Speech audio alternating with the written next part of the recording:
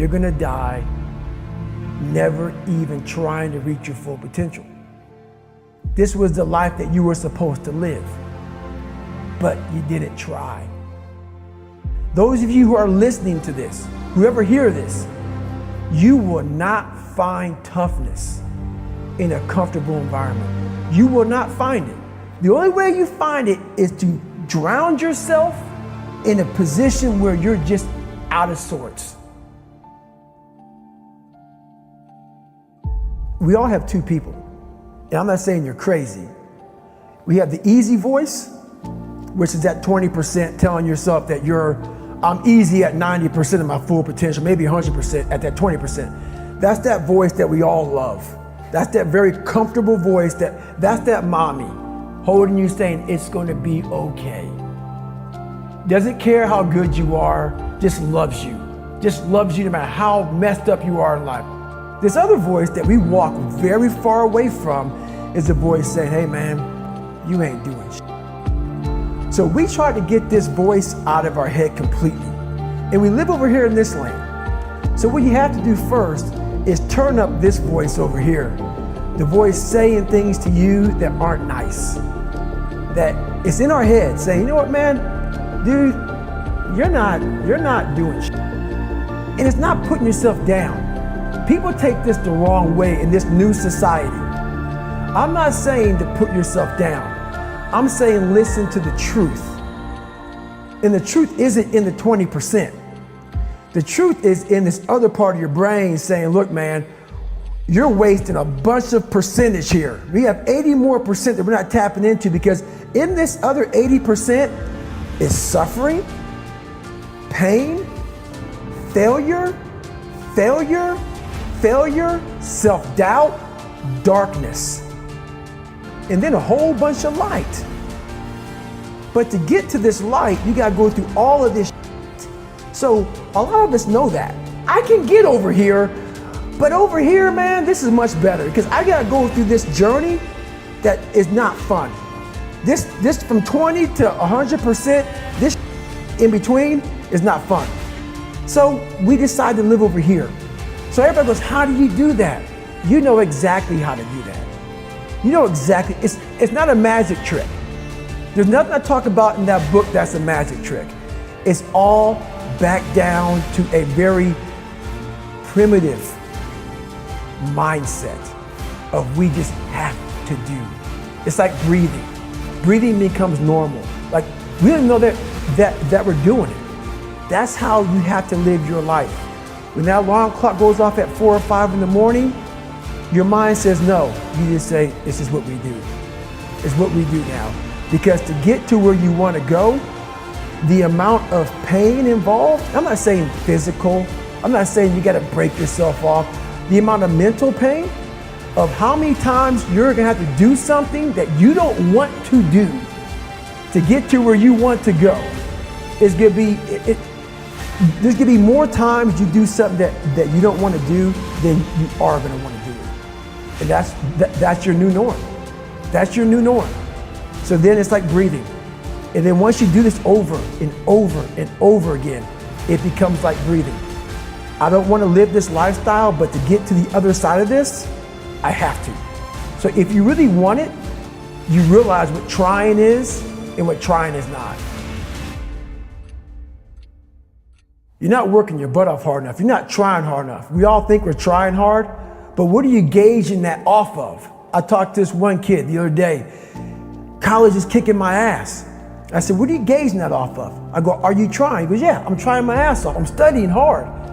I go, what are you gauging trying hard off of? Well, in high school, I didn't have to try at all.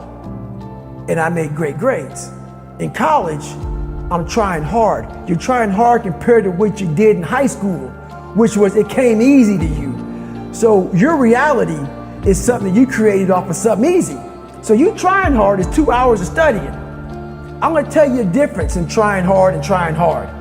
Trying hard is something in your mind just doesn't stop. Where you know 2 hours isn't enough. When I was 297 pounds and I was fat as hell trying to be a Navy SEAL, the scariest thing in the world to me, even to this day, was that could have been the rest of my life. I thought then I was trying hard. That's the scariest thing in the world.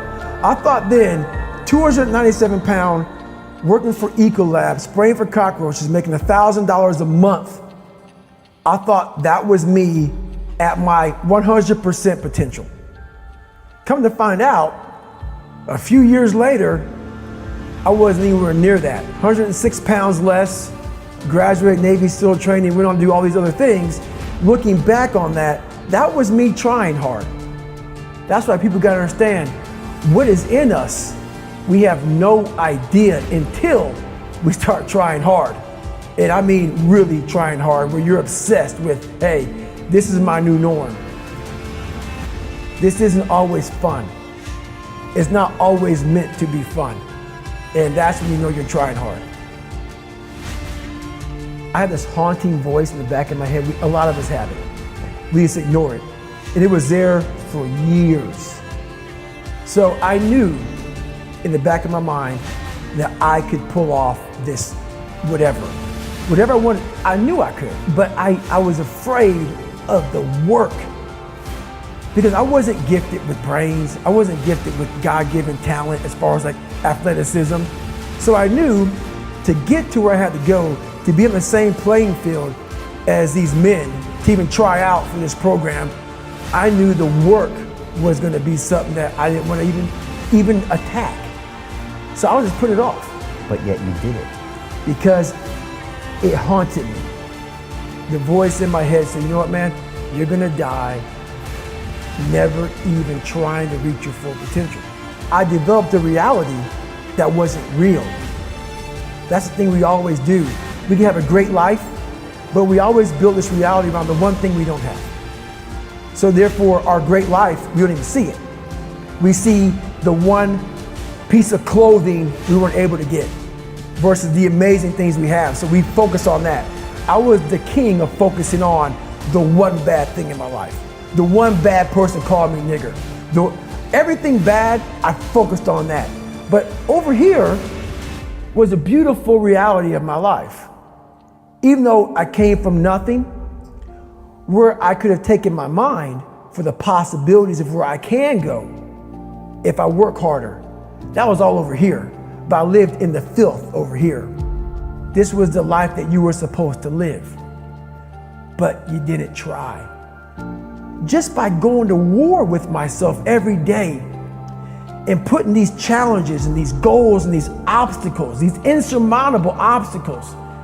So it wasn't about losing 106 pounds. Me losing 5 pounds was an accomplishment. Me losing 10 pounds and then 50 pounds. And then the more I did this, the more I gained confidence. And then the more I gained confidence, the more I realized, these Navy SEALs, man. These guys can't do what I'm doing right now. I had no coach, had no trainer, had no money. I didn't know how to lose weight. I had no knowledge of what I was doing. I was just working. I was just sacrificing. And then through that, all these different tools started coming up. But I would have never found these tools if I didn't put myself in a very uncomfortable place. We all look for toughness. We all want it, but we look for it in a comfortable environment. You will not find toughness in a comfortable environment. Those of you who are listening to this, whoever hear this, you will not find it. I was trying to look for it everywhere. The only way you find it is to drown yourself in a position where you're just out of sorts, where you can't swim and you're drowning. Where you're drowning. You're drowning in life. But you say, you know what, man? Dad, I'm gonna figure out how to backstroke or something. And then through figuring out all these tools, your mind starts to, when you quit, your mind does this. Because you're out. Once you say, I'm not gonna quit, this is the 40%. When you quit, your mind says, we're done. So it doesn't expand. There's no expansion when you quit. When you say, you, this sucks, I'm drowning, I'm miserable, I'm suffering, I'm broken, but I'm not going anywhere. What happens to your mind is it does this. It says, he's not leaving, so we gotta expand, we gotta grow, We gotta figure this thing out. So then these compartments in your brain start to they have to work. They have to work. And then you start to engage parts of your mind that you never engaged before. But you can't engage it by sitting back in these nice chairs, drinking this nice water, talking to you, talking about what I want to do. That's where the 40% thing comes in. It comes in when you're in suffer mode and you say, I'm not going to quit. You're forcing your brain now to operate on a level it's not used to, but then it becomes used to it.